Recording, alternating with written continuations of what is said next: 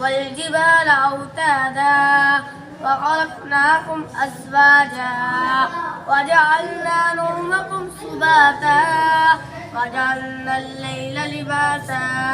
وجعلنا النهار معاشا وبنينا فوقكم سبعا شدادا وجعلنا سراجا وحاجا وأنزلنا من المعصرات ماء ثجاجا لنخرج به حبا ونباتا وجنات ألفافا إن يوم الفصل كان ميقاتا يوم ينفخ في الصور فتأتون أفواجا وفتحت السماء فكانت أبوابا وسيرت الجبال فكانت سرابا إن جهنم كانت مرصادا للطاغين مآبا لابسين فيها